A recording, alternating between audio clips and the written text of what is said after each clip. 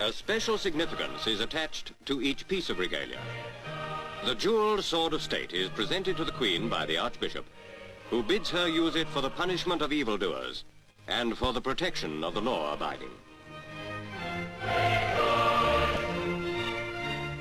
Her Majesty moves to the altar to offer the sword, signifying that the Crown places it at the disposal of the Church.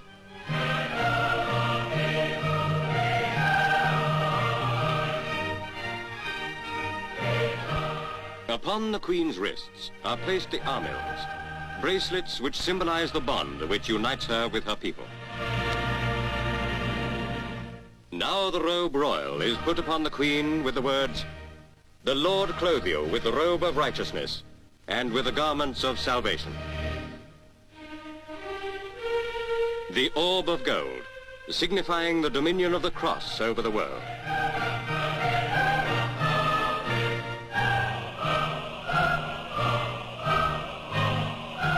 Count Woolton, as Chancellor of the Duchy of Lancaster, offers the glove, symbolizing gentleness in levying taxes.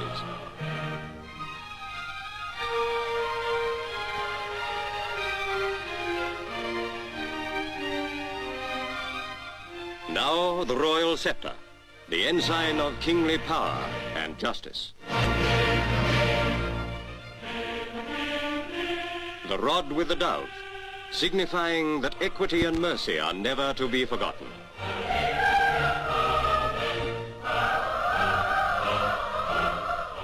Now follows the supreme climax of the ancient ritual. With St. Edward's son, the Crown of England, the Archbishop performs the simple, yet the most significant ceremony of the Queen's coronation.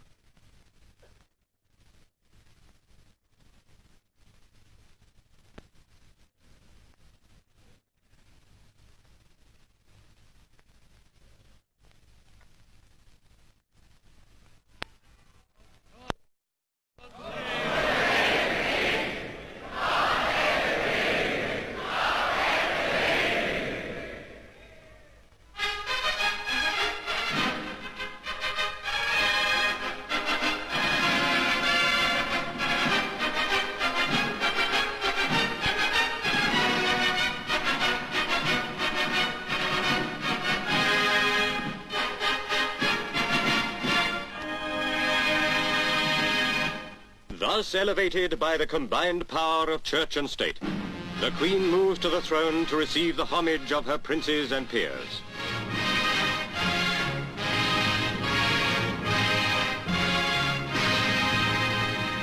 The Duke of Edinburgh comes to vow lifelong allegiance to his Queen.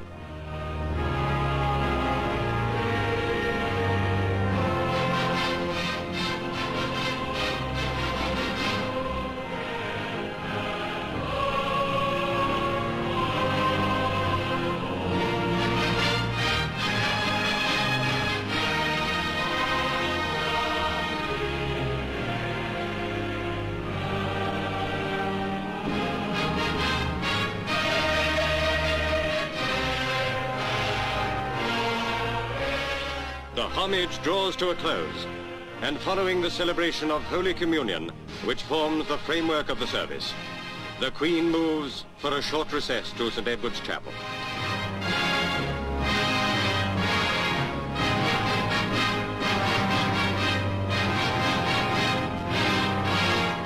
Within the chapel, the Queen's robe royal is changed for a robe of purple velvet, and her crown replaced with the imperial state crown. When she appears to join her procession, the service of coronation has ended.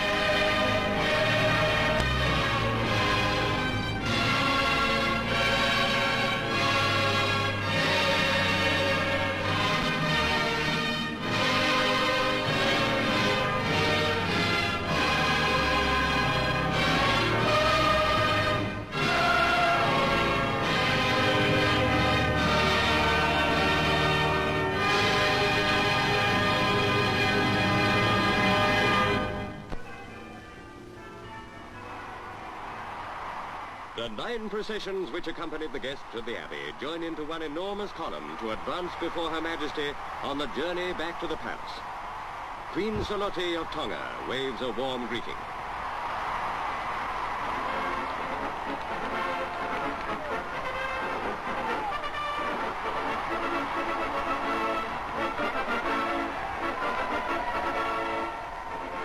Up Whitehall heads the procession.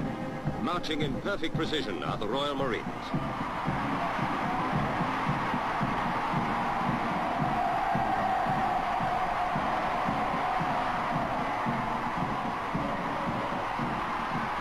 Through Trafalgar Square moves the coach, on towards Piccadilly, the first stage of the extended route through the capital. Already the head of the procession is passing up East Carriage Drive and through Marble Arch.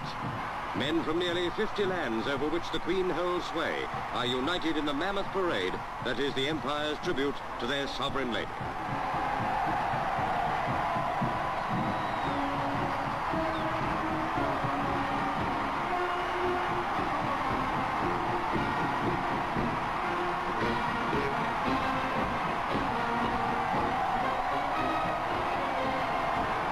Riding in the great procession are 4 field marshals, Montgomery, Ironside, Alexander, and Auchinleck.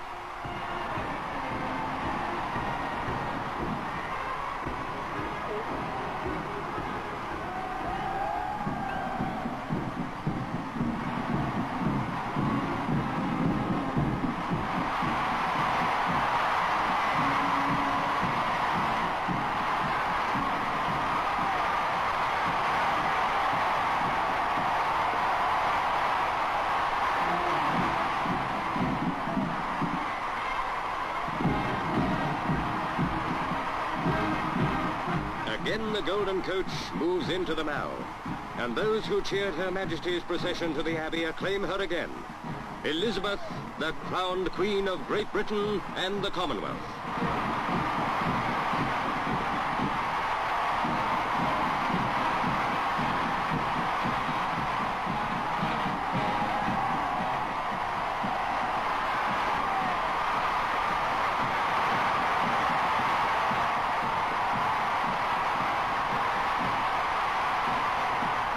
In triumph, the Queen returns to her palace, which she left more than 5 hours before.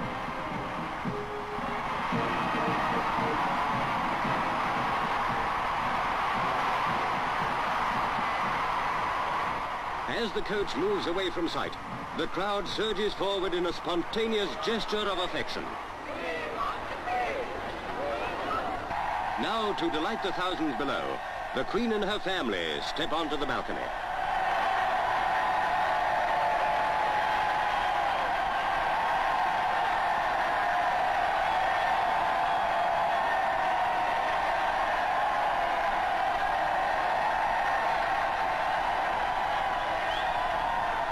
And with what pride shall those who watch recall in after years, I saw the Queen on Coronation Day.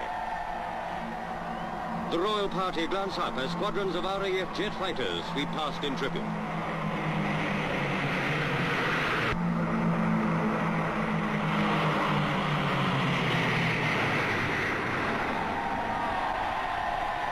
Elizabeth, so proud a name she bears, one that spelled greatness for our country in another age. Elizabeth, crowned the head of a great family of nations. Long may she reign.